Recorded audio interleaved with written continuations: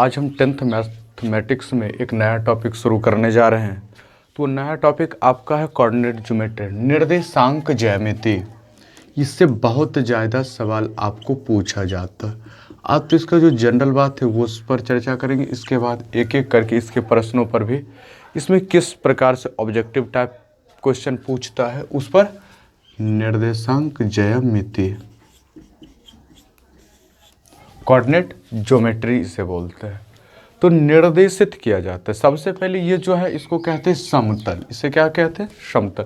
जो समान तल है, तल जिसका बराबर है। तो जब समतल में कोई चीज़ होता है तो उसको कहते हैं समतल। और जब निर्देशांक ज्यामिति में इसी बात को पढ़ा जाता है उसको कहते हैं कार्तीय तल। कार्तीय तल। तो कार्तीय तल देखिएगा, ये छोटा सा, सबसे पहले हम आपको ये बताते हैं।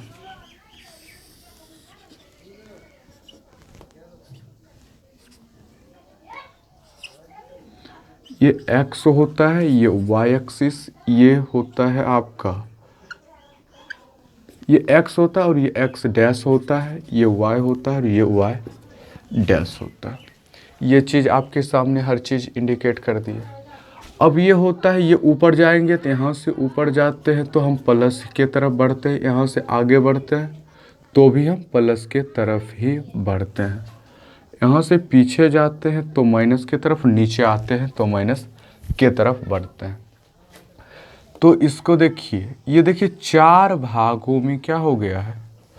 अब एक प्लेन था तो इसको क्या बोले? कार्तीय तल। कार्तीय तल को जब दो रेखा, एक ऊर्ध्वाधर रेखा, एक क्षैतिज, एक वर्टिकल और एक है हॉरिजॉन्टल लाइन, क्या कर दिया जी? इंटरसेक्ट किया, तब जा कर के चार अलग अलग भाग, टुकड़ा प्राप्त हुआ, आपका पीस प्राप्त हुआ। तो इसको कहते हैं चतुर्थांश, क्वाड्रेंट बोलते हैं। क्वाड्रेंट बोलते हैं इसको। इसको कहते हैं प्रथम चतुर्थांश, इसको कहते हैं द्वितीय चतुर्थांश, इसको कहते हैं तृतीय चतुर्थांश, इसको कहते हैं चतुर्थ चतुर्थांश कहते हैं। Fourth quadrant, third quadrant, second quadrant, first quadrant. इस प्रकार देखिए ये चारों चीज़ आपको मिल गया देखने को। एक को फर्स्ट, सेकेंड, थर्ड और फोर्थ। इसको एक्स एक्सिस कहते हैं, एक्स अक्ष कहते हैं। इसको कहते हैं वाई एक्सिस, वाई अक्ष। यह है एक्स, यह तो है ऋणात्मक एक्स अक्ष और ऋणात्मक वाई अक्ष। इसको डैश के द्वारा इंडिकेट किया जाता है। ये चारों चीज़ आपको मालूम है। तो अब बात आता है कि जब इंडिकेशन पॉइंट लिखा जाता है तो उसमें लिखा, तो सबसे पहले निर्देशित जब किया जाएगा तो निर्देशांक में सबसे पहले लिखा जाता है एक्स अक्ष वाले को और उसके बाद लिखा जाता है वाई अक्ष वाला को। तो जैसे आप यहाँ पर अगर 1 2 3 4 1 2 3 4 5 1 2 3 4 5 माइनस माइनस लगा दीजिए, 1 2 3 4 5। अब इसको अगर इधर देखिए आना है तो पीछे जाएंगे। तो अब देखिए, अगर इस लाइन में हम इंडिकेशन कर रहे हैं तो नीचे की तरफ लिखेंगे, बाएं की तरफ। ये देखने में अच्छा लगता है और ये रूल यही कहता है। तो निर्देशांक पहले एक्स अक्ष को होता है, उसके बाद वाई अक्ष को होता है। तो इसके बाद इसका सिंबल पूछता है कि, तो फर्स्ट चतुर्थांश जो होता है प्रथम, ये प्लस प्लस होता है। ये आगे भी जाइएगा प्लस, ये इसको कहते हैं मूल बिंदु। पूछता है कि मूल बिंदु का निर्देशांक। मूल बिंदु देखिए, ये भी ऊपर भी, इसको भी जीरो, इसको, मतलब मूल बिंदु होता है 0 0। मूल बिंदु 0 0 होता है। तो उसके सबसे एक्स अक्ष वाला भी 0, वाई अक्ष वाला भी यहाँ पर 0 ही रहता है। तो ये बात हो गया। तो ये प्लस प्लस है। इसके बाद यहाँ पर देखिए एक्स अक्ष वाला माइनस हो रहा, वाई अक्ष वाला ऊपर तो प्लस ही है, तो माइनस प्लस। यहाँ देखिए दोनों आकर के माइनस हो रहा, तो माइनस प्लस, ये होता है प्लस माइनस। ये सिंबल क्लियर है।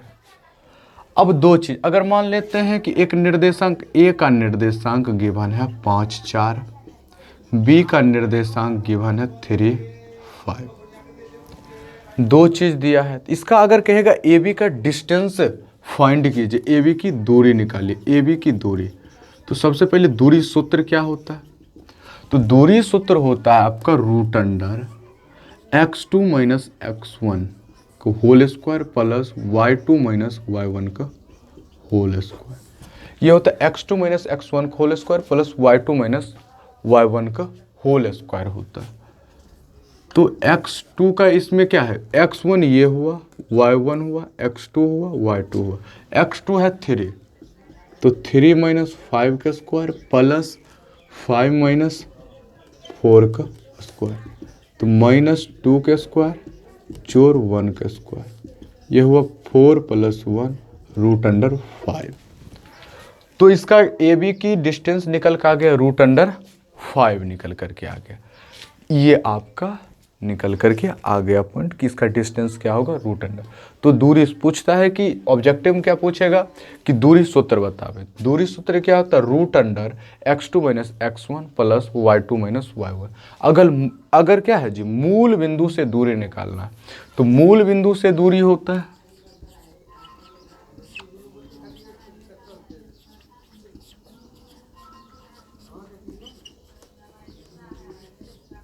मूल बिंदु से दूरी निकालना हो तो उसका होता है आपका x1 whole square plus y1 का whole square, X square plus Y square root under X square plus Y square भी लिख दीजिएगा तो कोई दिक्कत होने वाला नहीं है।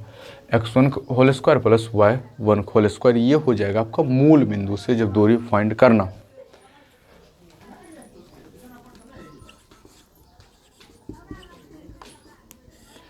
है विभाजन सूत्र। विभाजन सूत्र होता है mx2 plus nx1 by m plus n into, उसके बाद है आपका mx2 plus nx1 plus m plus n, ये हो जाएगा nx, अब सॉरी my2 हो जाएगा my2 plus ny1 by m plus n, ये निकल कर आएगा।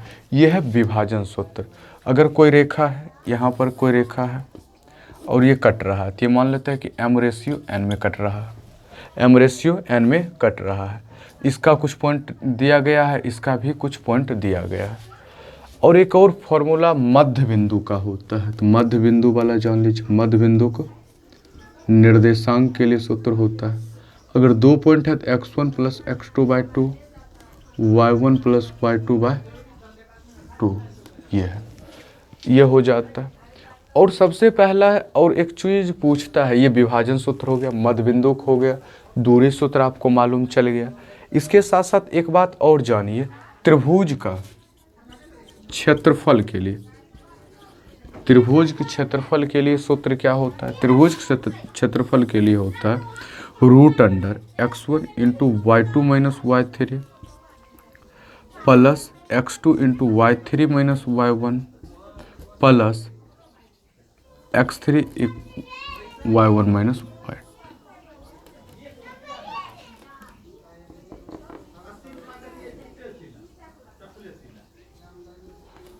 एक बात जानिए, ये बात इतना बात है, ये 1/2 इंटू ये होता है 1/2 into x1 into y2 minus y3 plus x2 into y3 minus y1 plus x3 y1 minus y2। इसका ये फॉर्मूला त्रिभुज के क्षेत्रफल के लिए होता है। तो आज ज़्यादा वीडियो लंबा नहीं करेंगे, आपके माइंड के ऊपर से जाना शुरू हो जाएगा। तो ये बात अगर आपको समझ आ रहा है, आप अगर कुछ सीख रहे हैं, तो ये चैनल को लाइक शेयर और सब्सक्राइब जरूर करें। आपसे मिलते हैं नेक्स्ट वीडियो में, तब तक के लिए जय हिंद।